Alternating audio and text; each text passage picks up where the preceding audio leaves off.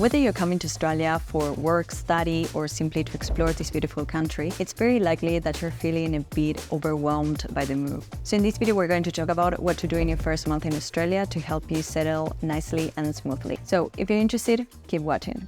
Now, the first thing that you need to do the moment you arrive in Australia is to get an Australian phone number, either an Australian SIM card or an eSIM. And you can get this at any telco store at the airport or at any supermarket. As I said in many videos, there are different service providers to choose from when it comes to getting a phone plan, but the main ones here in Australia are Telstra, Optus, and Vodafone. Now, many of the service providers have actually ramped up their prices significantly during the last year, so I'd highly recommend to do a bit of research to find competitive prices. And something that you may want to know as well is that the price of your phone plan will vary according to the type of plan and amount of data you're after. Now, each provider has different packages and plans, and this is how it works. If you already have a phone, I highly recommend just getting a SIM card. But if you need a new phone, then perhaps it's best to get a plan that gives you both the phone and the SIM card, and you pay it monthly. Now, when it comes to plans, you have two options: prepaid or a postpaid plan.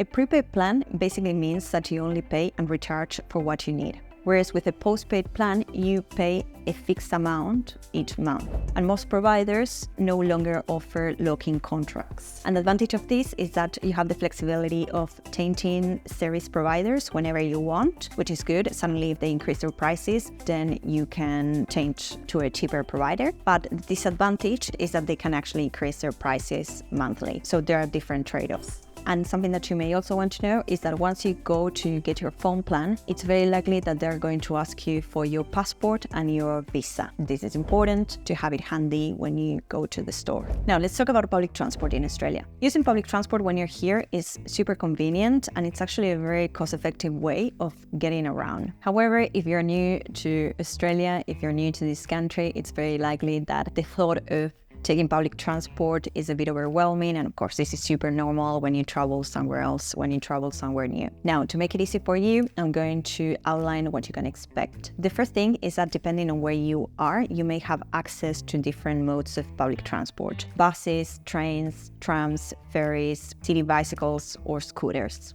And something very important to know as well is that each Australian state has its own public transport card and fares, which can go from $9 to $10 return per day. Now, when it comes to getting these public transport cards, you can do so at any train station, convenience store, or even online. It's also worth noting that many Australian states have actually introduced contactless payments, which basically means that you can pay for your trip by tapping on the reader with your credit card or mobile phone directly. Now, for more information on how to use public transport here in Australia and a summary of the main public transport cards, etc., according to each state, I have a dedicated video to public transport.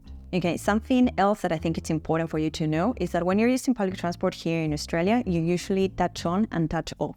But again, this will depend on the state. It's not consistent across states, but this is in general. So touch on basically means tapping on the card reader when you're entering the train station or when you're boarding the bus or the tram, etc. And touch off basically means that you have to tap on the reader once you exit the train station or when you get off the bus or the tram. Again, you just need to place your card or your phone on the reader, and that's it. So in summary, touch on and touch off basically are ways of validating your ticket. And this is very important because here in Australia, there are many inspectors going around. So just make sure that you do it because the fines can be very, very hefty. Now, another option that you have for getting around is to use city bikes or scooters or a car. When it comes to city bikes and scooters, these are an amazing way to get around the city, especially if you live near the CBD, etc. So basically you can avoid taking public transport. But of course, if you have to travel longer distances, whether it is to go to work or perhaps if you want to explore different places in your state or even around the country, then hiring a car is going to be your best alternative. Or perhaps you're furnishing your house and you have to go to IKEA. In that instance, hiring a car for a day, for example, it will be much more convenient for you. And there are many car hiring companies, so highly recommend doing a bit of research on this. It's also worth noting as well that many states offer discounted tickets for students, seniors, or regular commuters. These are called concessions. So highly recommend doing a bit of research again on this to see if you're eligible. It's very likely that you're going to need your student card. Many Australian employers as well offer perks such as discounted yearly tickets on public transport. So make sure as well that you check with human resources if perhaps this is the case. Now, once you arrive in Australia, something very important that you need to do as well is to open a bank account, basically to keep your savings safe and to get a debit card so you can start paying for things. Something that I love about the banking system in Australia is that it's super straightforward. So much so that major banks today actually allow you to open a bank account online even before you come to Australia. So I highly recommend exploring that. Some of the major Australian banks in Australia are Commonwealth Bank, NAB, ANZ, and Westpac. Of course, there are many others, and I highly recommend doing your research again, because in many instances, perhaps smaller banks offer better rates when it comes to saving. Highly recommend doing a bit of research again on that. Now, once you've chosen your bank, it's very likely that they're going to ask you to provide the following information: your passport, your visa, your tax file number, your Australian address, student ID or enrollment letter, and any other additional identification documents. Highly recommend checking the bank site. Now, after opening your bank account, you're going to get your debit card sent by post. Another very important thing to keep in mind is that once you come to Australia, especially if you want to work here, is that you're going to need a TFN. This is a tax file number. This is both for when you open a bank account and also for working. In very simple terms, a TFN is a unique identifier issued by the Australian Taxation Office, the ATO, that allows you to pay taxes and access government services. So if you don't have a TFN, I highly recommend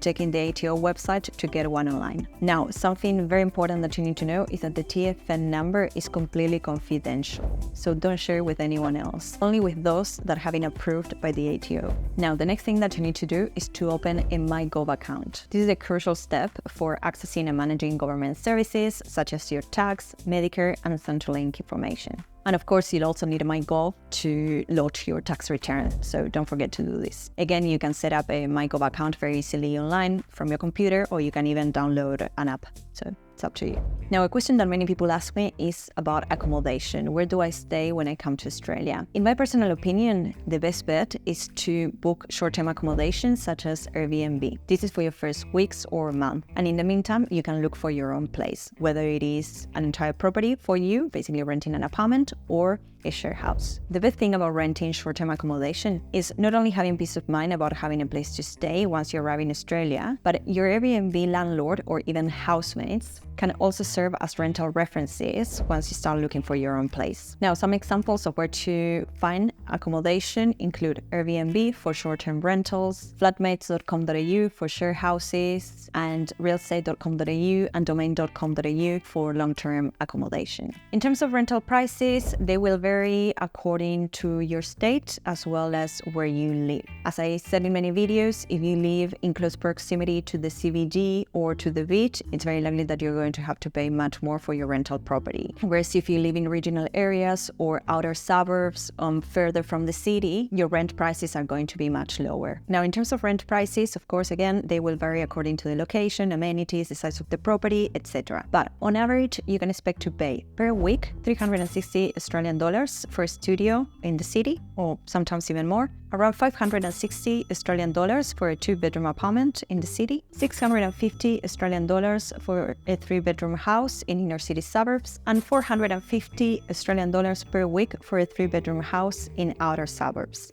Now, when it comes to renting, there are a few key things that you may want to know. The first thing is to beware of scammers. When you're looking for an apartment, when you're looking for a property, always inspect the apartment, or if you know someone here in Australia, get them to go to the property and inspect it. Because there's so many scammers out there that actually ask you to transfer money from overseas and then you never see that money again. So it's very, very important to always inspect the property in person and make sure that you are renting from a reliable agency. The second thing that you may want to know is that rental contracts go usually for a minimum of 12 months. In some instances, this could be 6 months, but the average is 12 months, long-term rental contracts. Now, when you rent a property here in Australia for a long-term rental, you usually have to pay a bond that equals your first month of rent. Now, once you receive the property, I highly recommend making sure that everything is clean and tidy and that there's nothing broken, basically that there are no damages in the property. If this is the case, I highly recommend to report it to your real estate agent right away so they can fix it or that it's recorded on the rental report. Another thing that you may want to know is that there are very hefty penalties if you break your lease before the contract ends. Now, when you're renting the property, and this is very important, is that it's very likely that you're going to be competing against other people. You're actually going to have a specific time slot, usually this is 15 minutes, to go and inspect the property, and there's going to be other people with you. And this usually happens in inner city suburbs, mainly, especially in big cities like Brisbane, Melbourne, or Sydney. The competition is high. Now, if there's too much competition and you really want that property, something that many people do is to offer to pay a bit more money per week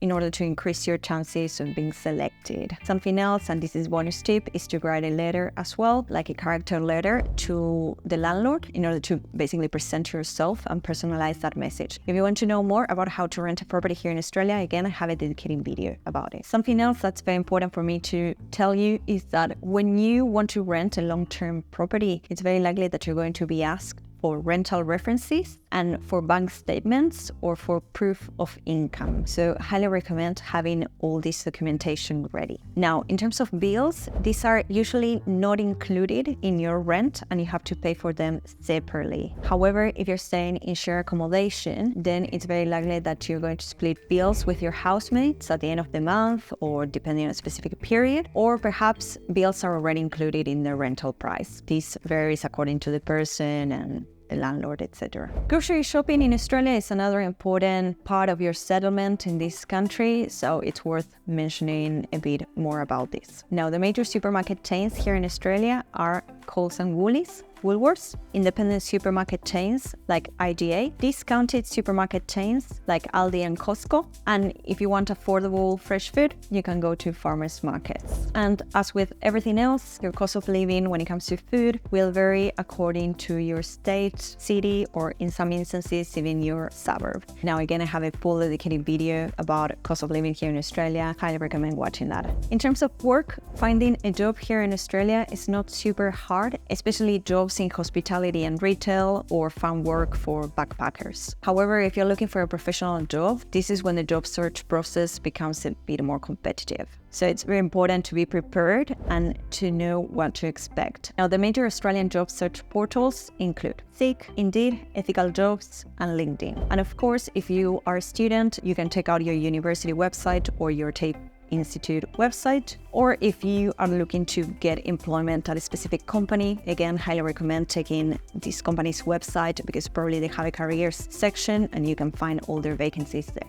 Now, it's very likely that the job search process here in Australia is very different to that of your country. So perhaps you may want to know that here in Australia, when you're applying for a job, you need to submit a resume and a cover letter, and in some instances, a key selection criteria document. Now, a few other documents that you may need when you're applying for a job here include an RSA certificate, that is a responsible for serving alcohol certificate if you're going to be working in hospitality, a working with children check. This is usually for jobs working with people younger than 18 years old, a white card if you're looking for a job in construction, a driver's license for some jobs, a valid visa to work in Australia. All employers are going to ask if you have this. A tax file number, again, this is for all jobs. You will also need to choose a super fund, and this is for your superannuation. Again, you'll need a bank account to get paid. Once you get the job, you may also be asked for qualification documents, both your academic transcript and your award certificate, and of course, your passport.